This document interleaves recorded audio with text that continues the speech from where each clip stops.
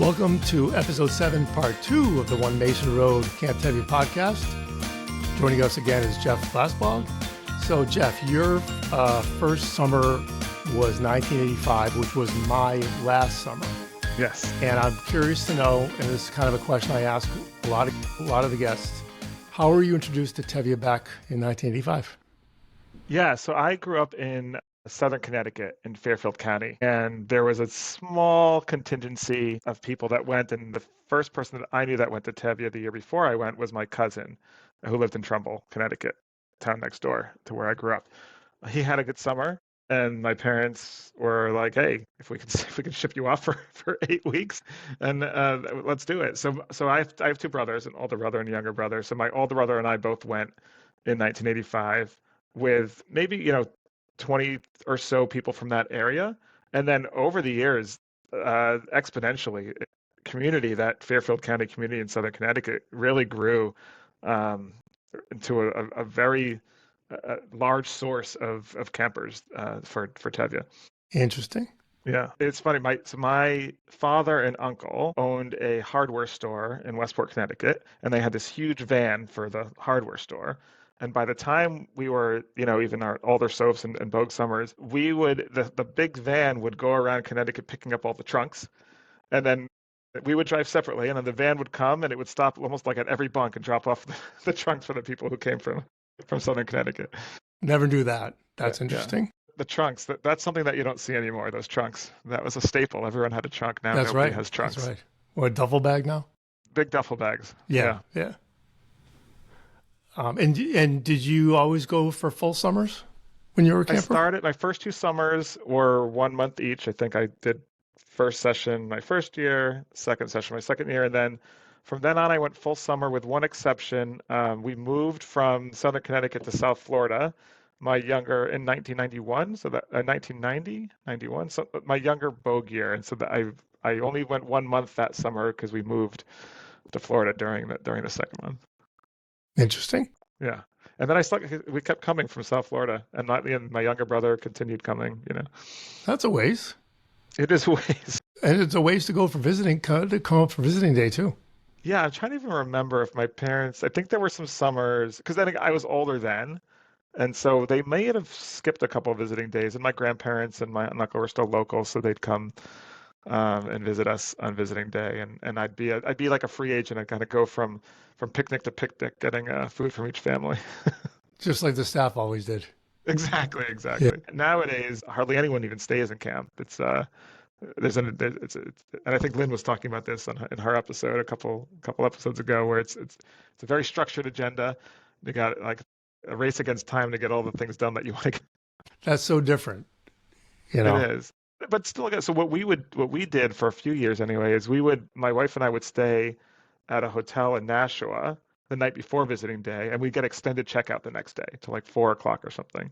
So we'd pick up the kids, we'd go to the hotel, they'd wallow in the air conditioned room, they'd swim in the pool, and we'd bring in lunch and have takeout lunch, and a bunch of other families did it too. So we'd have a little kind of mini reunion by the pool, and then they'd take a nice shower. In the shower, head to Target, and then head back to camp. Get ice cream and head back to camp. So that's a pretty good day. It's a pretty good day, and I think that was it was a pattern that we used a few years in a row that seemed to work for us. Nice. And when you think back when you were a camper, what feels the same today at camp? Because your kids go, and what feels completely different? Yeah, I mean the obvious, like that feeling you get when you enter camp, that will never change. And I think my kids feel that same feeling, that knot in your stomach, that that sense, the smell of camp, and the friendships that you make. I see both of my kids have my daughter's a sophomore in college, my son's a senior in high school, and they have good friends in college and in high school and everything. But the friends that are the camp friends, those are the ones that you can tell will be sustainable forever. And they are more themselves when they're with that camp group than they are with their other friends. And that's the same, I have my core group of camp friends that I've stuck with. And it's just a different kind of friendship. It's like more like family than it is like your high school friends, if you will. And the things like the dining hall layout. Yes, there's like bathrooms and everything, but it still looks pretty much the same in the way that the tables are structured and organized, and just the feeling of camp hasn't changed. Right. What about you? I mean, when was the last time you were at Tevya? A long time ago. Okay. I'm going to work on that. I'm going to work on correcting that. Yeah, we'll have to get Yeah. you the next major reunion is probably in a couple of years. We'll Yeah, get you I may not wait. I may not wait for that. That's good. Good. Yeah, yeah. And then when you were on staff, 93 to 96, Yeah. can you think of any changes that were happening then that kind of carries forward to today? Because like my perception is, from 1974 to 85, things were pretty much the same. There were subtle differences in the program, but, camp really was the same. The physical plant was the same and there weren't a lot of changes. But were there changes that happened then that you kind of see now, or is it kind of the same for you? No, I mean, I actually, it's almost the opposite. It's probably was very similar, throughout the years that you and I were both there. And then somewhere along the way, there have been some significant changes. And I don't know when they happened because, that was the gap before my kids were going. But now, there's a lot of differences. I mean, the number one thing is the amount of staff to cover. We had one boy's head and one girl's head, and the director, right? Now there's an alum and a head and a lot head. So FIM's head is a FOT head, a Vogrim head, a Vogro head. There's a lot more adult staff to manage the campers and a lot more oversight of the kids. I think when you had OD, what did you do? Did you sit outside the bunks and lit a fire and tried to get your citronella candle to make a big If we fire? had that. Anyway, so we would have one OD to cover maybe every 3 bunks, and you'd sit outside, and if the kids were loud, you'd go in and tell them to be quiet, but otherwise you just kind of sat there, and maybe someone would go out and do a pizza run and you get a pizza.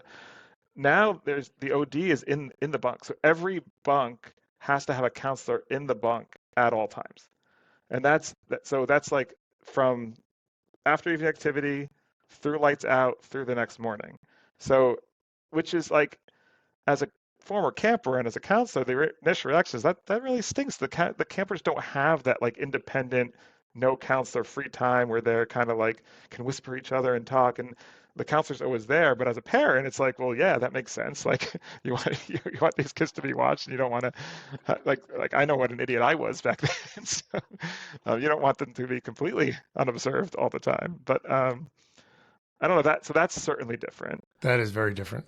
The other thing that I'd say, and this is going back to like the feeling, like the way that I perceived my counselors and the way that my kids perceive their counselors, that hasn't changed. Like when I don't think I had a differentiation in my head between what was a counselor and what was like my parents' age.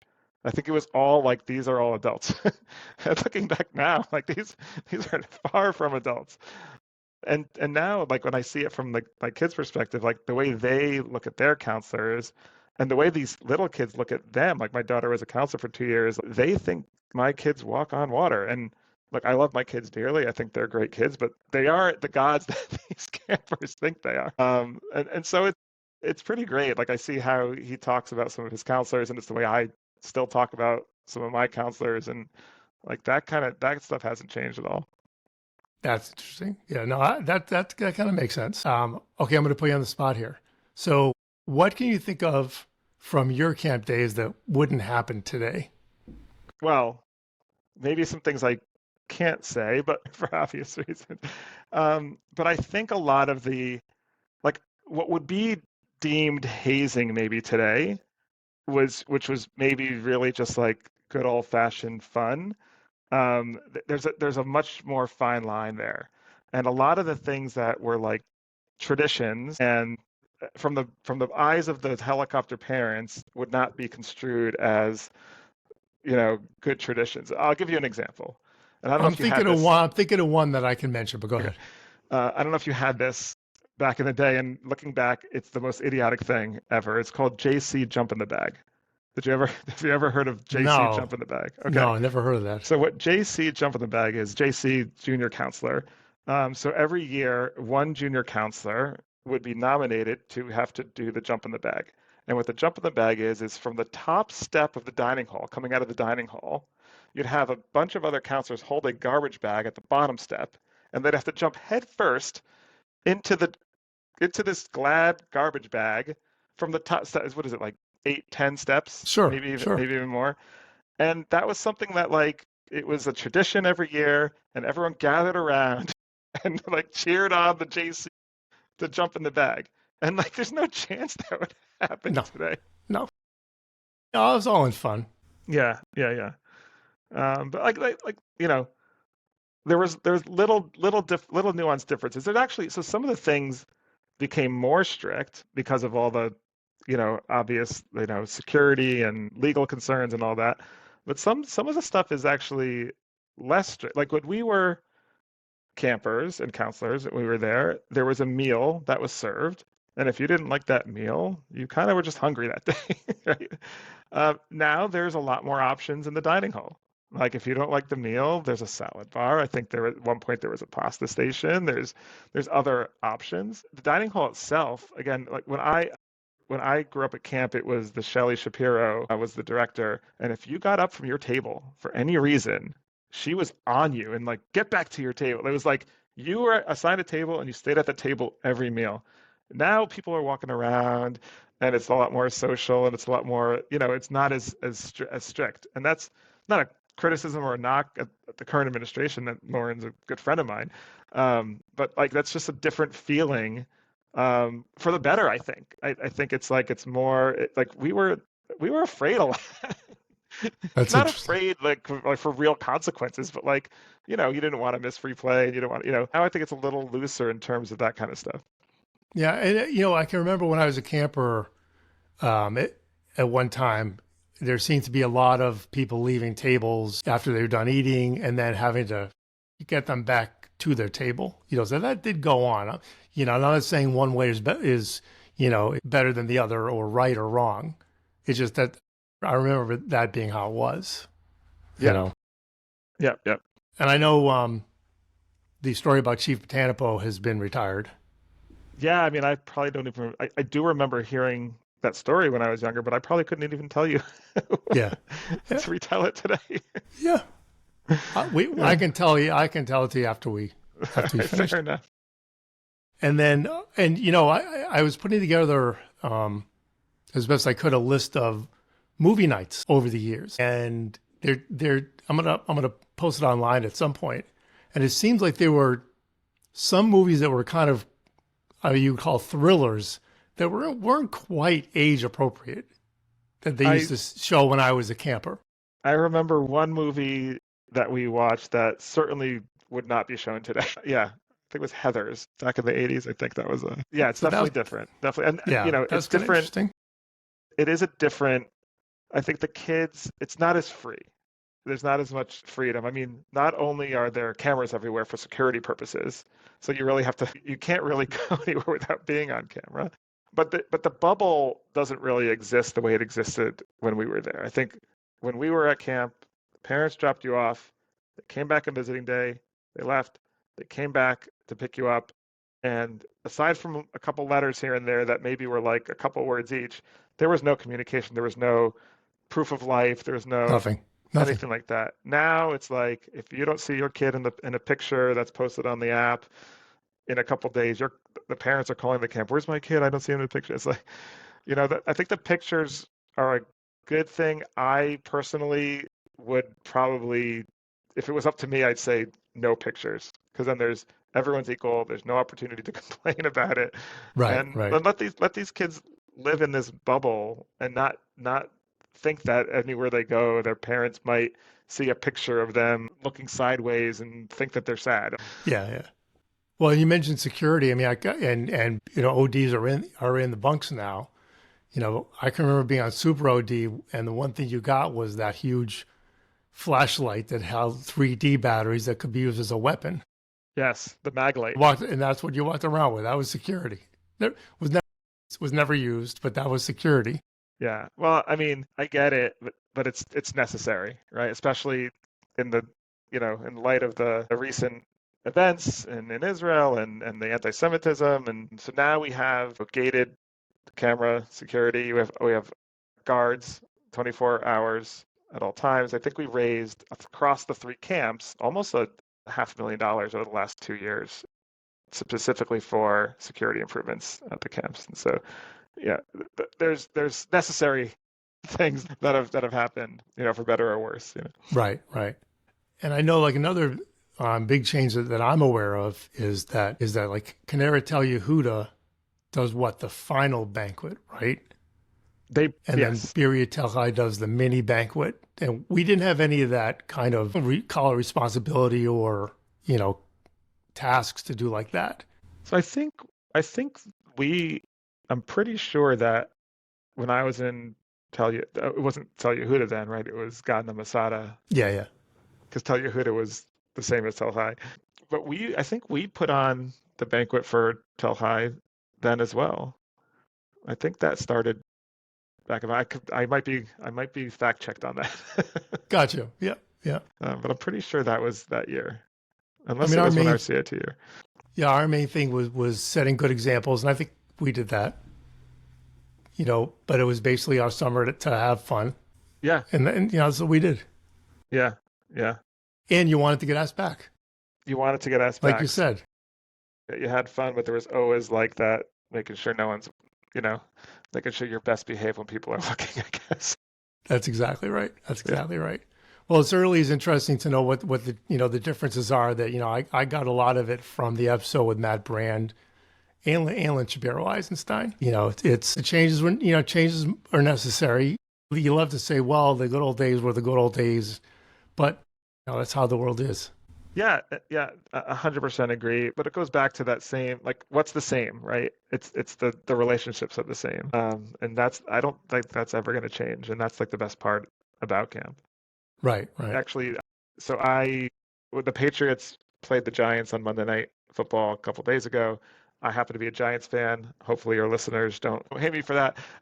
So I went to the game with my son, and he knows one of his counselors, his Kadima counselors, is a Patriots season ticket holder and goes to every game. So he reached out to him.